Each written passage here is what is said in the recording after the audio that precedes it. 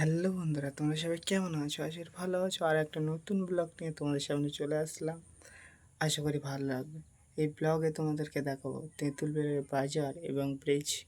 কিছু অংশ ভিডিওর মাধ্যমে তুলে ধরবো। তোমাদের যদি ভালো লাগে তাহলে চ্যানেলটা সাবস্ক্রাইব করে দেবে, বেল নোটিফিকেশান অন করে দেবো, যাতে এরকম ভিডিও সবার আগে তোমাদের কাছে পৌঁছে যায়। আশা করি ব্লগটা ভালো লাগবে এবং দেখতে থাকো। থেকে বেরিয়ে আমাদের ফাঁকা জায়গায় চলে এসেছি এবং এখান থেকে আমাদের বেরিয়ে যেতে গেলে 10 থেকে 12 মিনিট সময় লাগে গাড়িতে।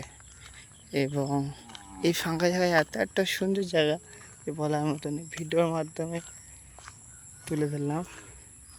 এবং চলো বেরিয়ে গিয়ে তেঁতুলবেড়ের বাজার এবং তেঁতুলবেড়ের ব্রিজটাকে তোমাদের সামনে তুলে ধরবো এই ভিডিওর মাধ্যমে।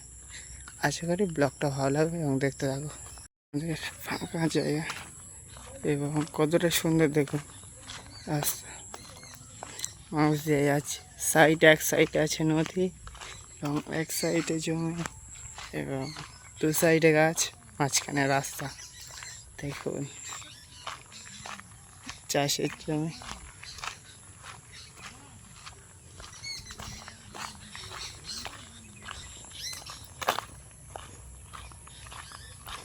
এবং হেঁটে হেঁটে যাচ্ছে রাস্তার মাঝ দিয়ে। তো বন্ধুগণ, এখন আমাদের দেখাবো পিচেখালী স্কুল এবং মাঠ। এটা হচ্ছে পিচেখালীর মাঠ এবং এই সাইডে যেটা আছে এটা হচ্ছে পিচেখালীর স্কুল। পিচেখালী স্কুল এবং পিচেখালীর মাঠটা খুবই বড় মাঠ, এখানে আমরা খেলা করতে আসি।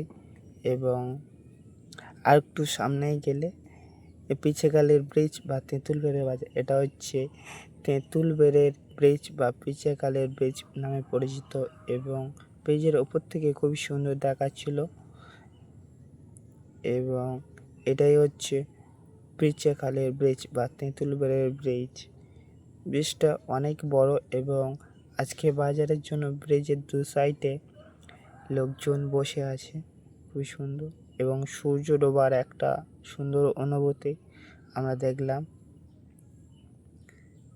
এবং এবং ব্রিজ থেকে নেমে রাস্তার উপরে বাজার এবং রাস্তার নিচেও বাজার এবং রাস্তার উপরে বাজার। এই বাজারটি